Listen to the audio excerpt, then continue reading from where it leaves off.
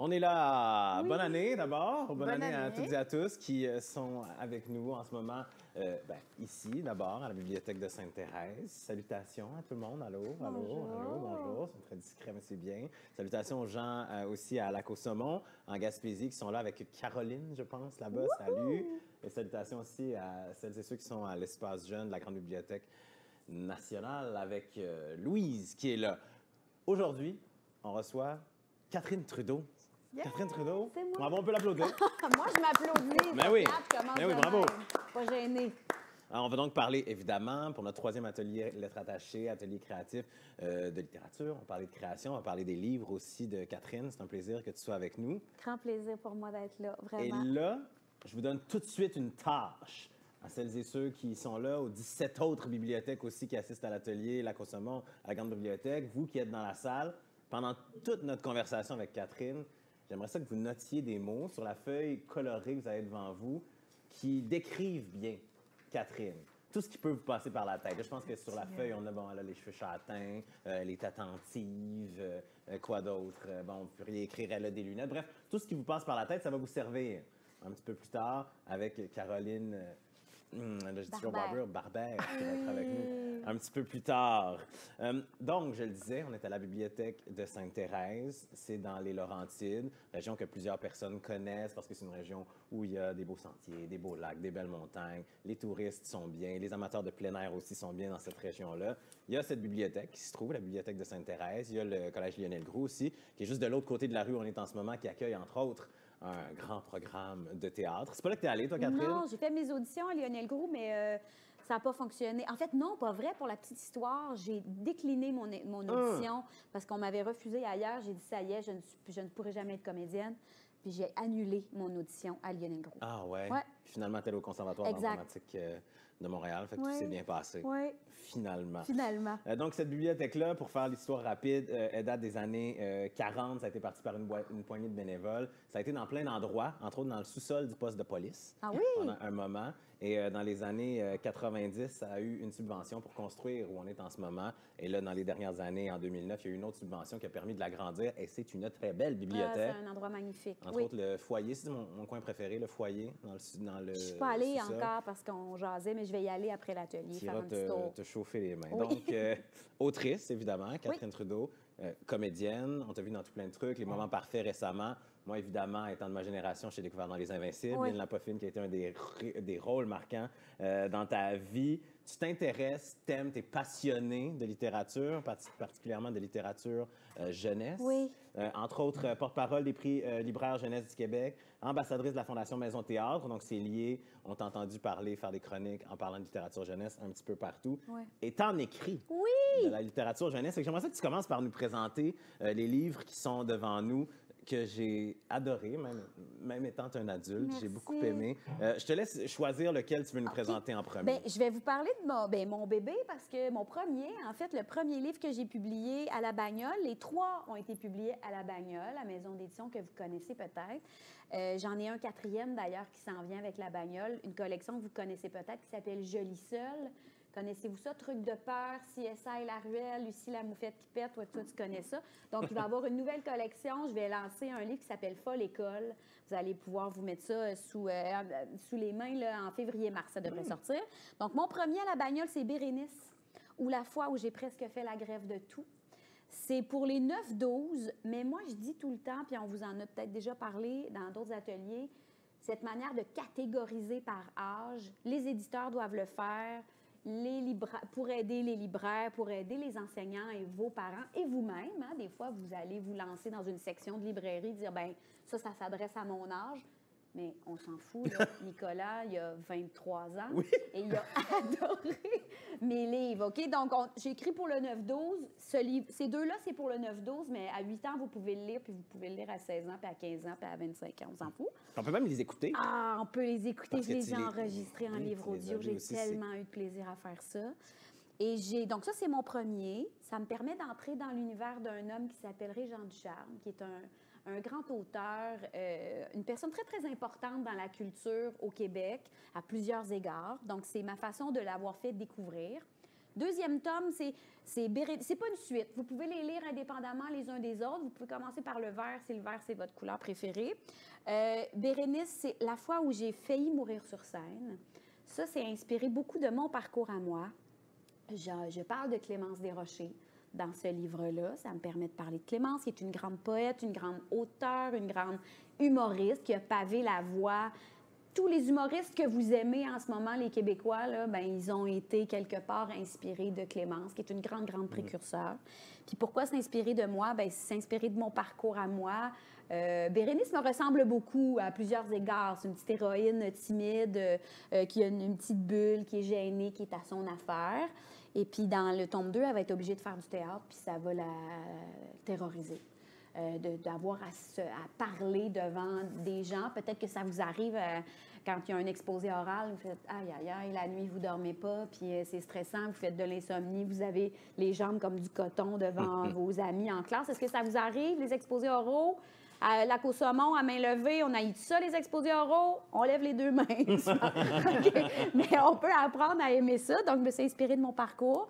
Puis mon petit dernier, Ma vie avec un saumon fumé, c'est un album pour les plus jeunes, les plus petits, 5-8 peut-être, mais qui a beaucoup de résonance chez beaucoup de gens parce que je parle d'anxiété. Donc, j'ai mis des mots sur le mal de ventre qui se transforme, des fois, un mal de ventre en une boule qu'on peut avoir d'anxiété pour plein de choses, parce qu'on a peur, parce qu'on est inquiet de quelque chose, parce qu'on a ce que j'appelle des pensées arborescentes, hein, des pensées qui se construisent comme un arbre. Donc, il y a des branches qui naissent, puis on a plein d'idées. Donc, ça, je l'ai bâti autour de l'anxiété. Et c'est un autre grand auteur que vous connaissez peut-être, qui s'appelle Simon Boulris. Connaissez-vous cette espèce de belle bébête à lunettes qui est mon ami? Qui fait la split. C'est le qui fait la split, entre autres choses. C'est Simon qui m'a inspiré cette histoire-là. Voilà. Est-ce qu'on a des questions? Est-ce qu'il y a des gens qui veulent... Ou c'est peut-être des voix parallèles? Peut-être un petit retour dans de son un univers ici, parallèle. Mais il y a des entités c'est ça, qui des nous parlent, Nicolas. Ça, si je peux raconter l'histoire hantée de la bibliothèque de Sainte-Thérèse, pour ce la sera pour une autre suite. Oui, fois. c'est ça. Peut-être qu'on va l'écrire d'ici là. La question, la première, simple. Vas-y. Comment tu as commencé à écrire? Ah! Belle question, parce que j'écris depuis très, très longtemps, bien sûr, à l'école. Hein, vous le savez, on est porté à écrire à l'école. Mais très tôt, des paroles de chansons, des débuts de romans, qui étaient beaucoup en lien avec ce que j'aimais lire. Donc, je lisais des grandes sagas historiques comme Anne la maison au pignon vert, que vous connaissez peut-être. Hein, Sophia, tu connais ça. Donc, j'écrivais ça, tu sais. Il y avait une écurie, puis il y avait des calèches, puis il y avait des robes, puis il y avait des livres. Bon. Fait que j'écrivais en lien avec ce que je connaissais. Ouais. Puis après ça, ben j'ai écrit dans le journal étudiant. Au cégep, je suis devenue rédactrice en chef du journal étudiant du cégep Marie-Victorin, le M'as-tu lu? Donc, j'ai étudié en communication parce que je voulais devenir journaliste à l'écrit. Donc, ça a tout le temps, l'écriture a toujours fait partie de ce que j'aimais faire. Quand, à l'école secondaire, on me donnait des travaux écrits, des rédactions, j'aimais ça. J'étais contente. Pour moi, la composition, articuler ma pensée avec les mots, j'ai toujours aimé ça. Étais-tu du genre qui écrivait plus de mots qu'on te demandait? Bien sûr, quelle surprise. Donc oui. Puis j'aime la langue aussi. Pour moi, ça va de pair. Je participais au concours d'orthographe à mon école secondaire. Je suis allée à l'Assomption, dans la Naudière. Puis, donc l'écriture est là comme un ami. Comme un... Ouais, partenaire, exact. Qui t'accompagne toujours. Voilà, qui est présent. Puis tu l'as nommé d'entrée de jeu à travers mes implications comme porte-parole du Prix des libraires, comme chroniqueur jeunesse, où j'ai beaucoup lu de jeunesse. J'ai été inspirée à me commettre par mes pairs. Donc, et là, je m'inclus, puis c'est quelque chose de gros pour moi de dire que je suis une auteure, parce que je suis comédienne d'abord, puis je suis communicatrice, puis un peu animatrice. Mais auteur, là, c'est comme mon dernier chapeau, puis je l'assume, j'ai pas le choix. Mais c'est drôle, hein? C'est comme un rôle que je joue un peu, mais je me crois, là. Je pense que j'ai ma place là, mais c'est mes pairs, donc mes collègues qui m'ont montré, qui m'ont inspiré. À les lire, j'ai fait « Hey, humblement, je pense que moi aussi, je suis capable de faire ça. » Je pense que moi aussi, j'ai un certain talent ou un talent certain en écriture. Donc, c'est les illustrateurs, illustratrices, puis les auteurs, autrices qui m'ont donné du gaz dans ma machine, qui ont fait « Hey, moi aussi, je suis capable, j'y vais, j'écris, je me commets. » Mais tu l'as dit, les autres t'inspirent. Ce sont quoi tes autres sources d'inspiration quand tu décides de plonger à écrire, créer quelque chose? Tout m'inspire. Ouais. Tout m'inspire. Ouais, ouais. C'est le premier. Puis aujourd'hui, je ne suis pas là pour vous donner des conseils. On va travailler ensemble. Puis avec Caroline aussi, on va s'inspirer ensemble. Puis on va travailler ensemble. Mais c'est la première chose que je dis aux jeunes, à tout le monde qui me dit qu'est-ce que tu me conseilles si je veux être comédienne ou si je veux être dans la télé ou je veux, faire un métier de communication. C'est soyez curieux. L'inspiration, l'intérêt est partout, chez tout le monde, dans tout. Lisez plein d'affaires, regardez plein de films. Pas obligé de regarder tous les films d'un même acteur, actrice ou réalisateur. Juste, je connais un album ou je connais une chanson de Robert Charlebois, par exemple, que vous connaissez peut-être ou peut-être pas. J'en parle beaucoup dans mon tome 1 de Robert Charlebois, qui est une idole pour moi. Donc, soyez curieux de plein d'affaires. Puis, qu'est-ce qui est inspirant pour moi? C'était ça ta question. Tout. Ma vie avec un saumon fumé, c'est parti d'un statut Facebook de Simon qui a posé une question, qui a dit est-ce que vous mangeriez un restant de saumon fumé, vous qui êtes resté sur le comptoir tout l'après-midi, qui faisait le ménage de son frigo, il a oublié un restant de saumon fumé, puis là, il demandait à ses suiveux, ses abonnés Facebook, dire vous, est-ce que vous mangeriez? Et là, il y a eu tellement de réponses. Vraiment factuel, genre d'une infirmière, mettons, dire Simon, gars, si t'es pas à 2 piastres près, jette-le, fais-toi une toast. On n'est pas là pour s'empoisonner. Et d'autres réponses, tu vas te transformer en dragon, oui, nanana. Et c'est là qu'est arrivée cette histoire-là, avec le statut. Donc, tu sais, votre canal, s'il est ouvert, là, si votre petite fenêtre inspirationnelle peut laisser entrer un grand courant d'air, tout peut vous inspirer. Ce qu'on est en train de vivre en ce moment, ça peut vous inspirer une histoire, une sensation que vous avez, tout ça. Donc moi, je suis un peu une bébite. J'ai un peu de problème parce que je pourrais lâcher ma job de jour pour écrire. Ce serait mon plus grand souhait, en fait, des fois. Ouais. Je me dis, je prends ma retraite et je ne fais qu'écrire. Ce serait mon plus grand rêve, je pense. Il y a sûrement des gens qui se demandent, qui nous regardent en ce moment, OK, garder notre canal ouvert, OK, être inspiré. Mais est-ce que c'est quelque chose qu'il faut qu'on fasse tout le temps de façon consciente ou est-ce qu'à un moment donné, à force d'être inspiré, ça fait juste entrer de façon naturelle en nous, puis on n'a plus besoin de penser à « faut que je trouve des idées ». Tu as tellement raison. Puis, sais-tu quoi? Je pense que plus j'écris, plus j'ai envie d'écrire. Ouais. C'est peut-être ça qui arrive, hein? Les idées, la machine à idées, puis à réception, si tu veux, et c'est huilé, là. Ouais. La machine est active, c'est graissé, les boulons, puis là, ça y va. Puis des fois, il ne faut pas lutter. Tu sais, bon, vous en avez peut-être entendu parler souvent du syndrome de la page blanche. Ouais. Caroline, des fois, tu dois produire, tu dois arriver à fournir un produit final à ton éditeur ou à ton enseignant, ton enseignante en classe, tout ça. Donc, des fois, c'est se commettre. Ouais. Il faut y aller. Commençons. Il n'y a rien de tel que de dire, je vais prendre mon crayon, je vais prendre mon clavier, puis je vais y aller, sans jugement de ce que ça va donner au bout. T'sais. Tu disais au début que tu as commencé à écrire des histoires, tu as commencé à écrire dans le journal, des bouts de trucs qui t'inspiraient.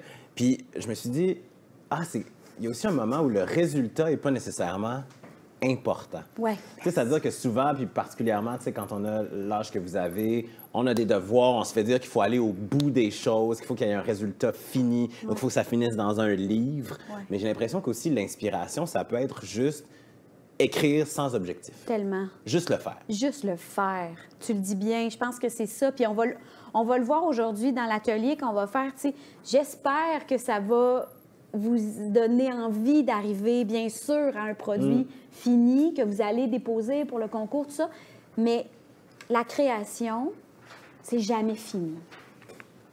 Vous allez parler à n'importe quel... Tu sais, autour de nous, ici, il y a des œuvres formidables. Là. Puis bon, Nicolas, t'écoutes de la musique à journée longue. Ouais. Là. Tous les artistes l'ont dit sûrement plein de fois.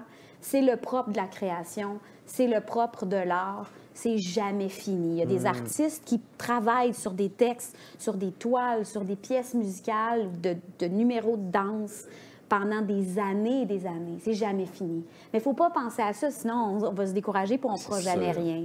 Donc, oui, pour moi, ça reste vivant, puis il y a beaucoup d'air là-dedans, puis il y a beaucoup de vent. Puis, tu sais, c'est drôle parce que, comme je les ai enregistrés en livre audio, une fois qu'ils étaient publiés depuis 1 an, mettons, bien, je les ai laissés reposer, mes textes. Puis quand je les ai repris pour le livre audio, il y a plein de bouts que j'aimais plus. Il y a plein de bouts que j'ai dit « Ah, j'aurais dû couper cette phrase-là, c'est même pas si drôle que ça. » La joke, elle me faisait plus rire. Il y en avait que, oui, il y en avait que je trouvais encore bonnes, des idées, mais il y a des trucs que je disais « Ah, c'est trop long, Kat, t'avais-tu vraiment besoin d'aller là? » Puis chaque artiste, c'est ça. Si j'avais à le recommencer, je ne les recommencerais pas de A à Z. Ouais.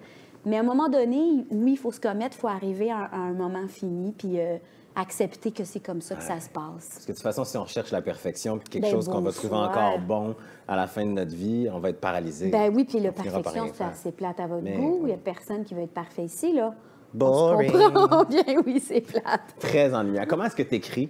C'est quoi le contexte dans lequel tu écris? J'écris partout. Ah ouais? J'écris partout. D'abord, j'ai une toute petite maison, donc je n'ai pas de bureau dédié. Tu sais, ce qu'on voit des fois dans les films, puis c'était mon rêve le plus fou, là, c'est d'avoir une pièce dédiée à mon travail d'auteur. Et là, j'ai pas ça. Fait que j'ai un bureau de travail dans une pièce fermée, mais c'est un petit espace. Puis, bon, la technologie... Moi, j'écris sur un portable d'abord. Ouais. J'écris pas à la main. Aujourd'hui, c'est ce que vous allez faire. J'écris à la main, des fois, dans un petit carnet que je traîne dans mon sac, mais de plus en plus par... Si j'ai des idées avec mon dictaphone, le téléphone... Jamais au volant, on se comprend. Ouais. Mais des fois, là, je suis à un souper, ça m'est arrivé récemment, j'étais allée m'enfermer dans la salle de bain. Puis j'avais une idée, j'ai mis sur dictaphone, parce que ça s'en va, cette affaire-là. Tu parlais d'inspiration tantôt. Ouais. C'est magique à quel point ça quitte, hein, l'inspiration, ça arrive, ça repart.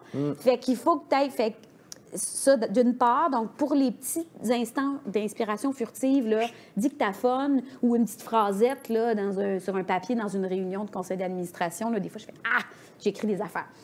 Sinon, je suis à l'ordi, j'ai un portable transportable, donc j'écris dans des cafés, souvent. Je suis très productive, étonnamment, parce que j'ai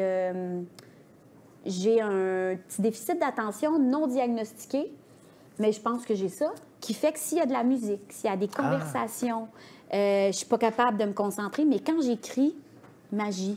Il y a quelque chose qui se passe, on dirait que je rentre dans un canal. Donc, je n'ai pas de rituel type d'écriture, mais j'écris souvent le soir. J'ai des enfants, quand les enfants sont couchés, les leçons sont faites, les devoirs sont faits, les enfants dorment.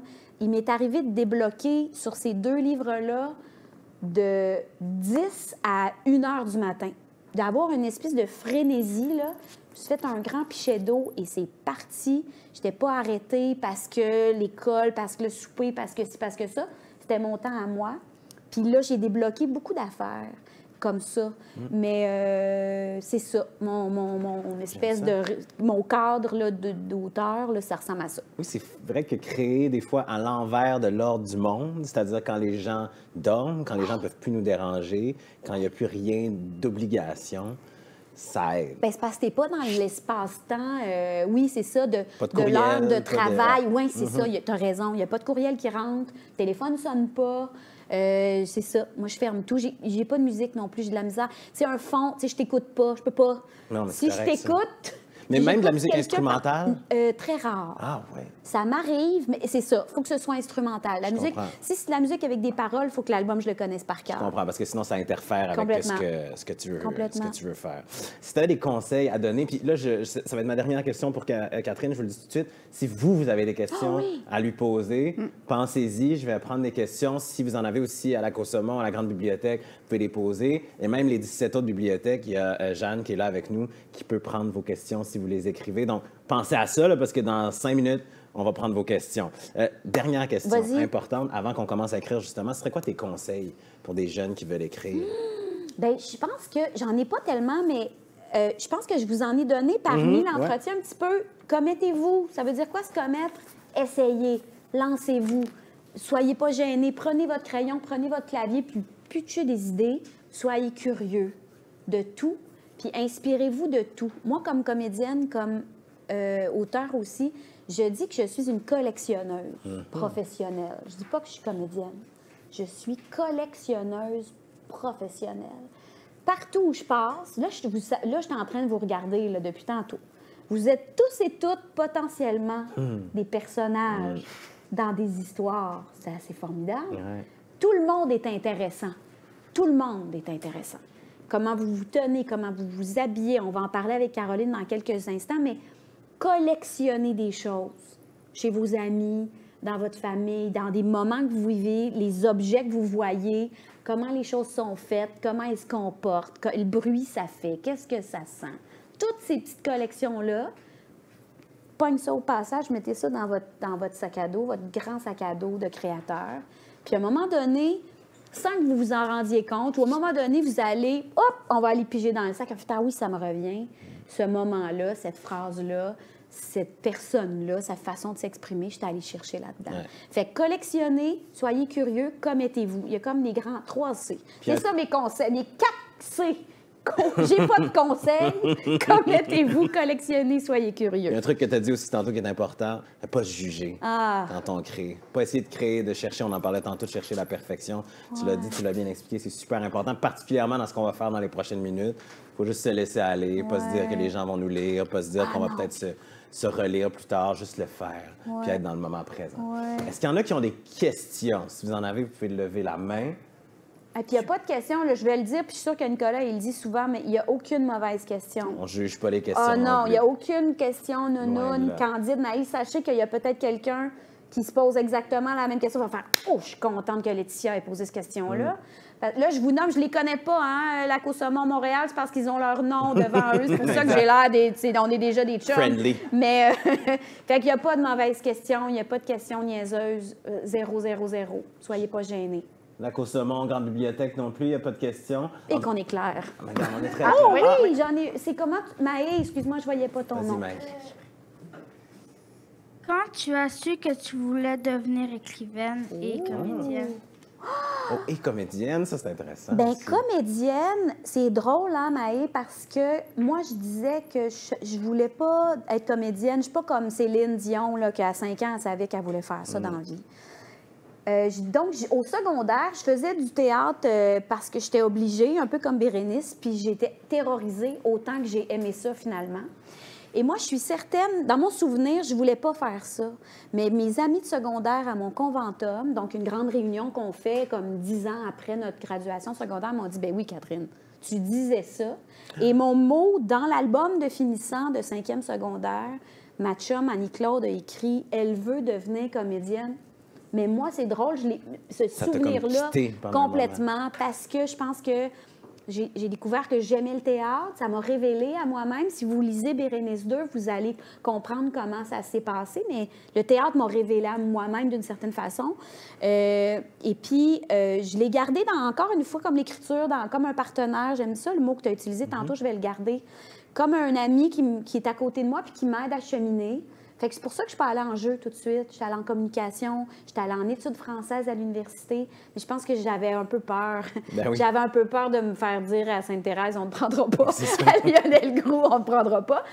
Puis je gardais à côté mes passions en me disant, je vais faire un métier avec ça. Fait que comédienne, c'est venu plus tard. Puis auteur, ben c'est récent. Ça fait 4-5 ans que c'est devenu dans ma définition de tâche, là, dans mon CV. Là, c'est comédienne, animatrice, auteur maintenant. Puis comme je disais tantôt, je l'assume un peu doucement. Mais précisément, là, c'est ça. Tu sais, je ne peux pas te dire une date là, précise ou un moment précis de ma vie. Ça s'est révélé tranquillement. Merci pour ta question, Maë. On va en prendre une dernière, puis ensuite, vous les garderez. On va en faire une autre période de questions à la toute fin. Quel rôle que tu as moins aimé faire dans une émission? Oh là là!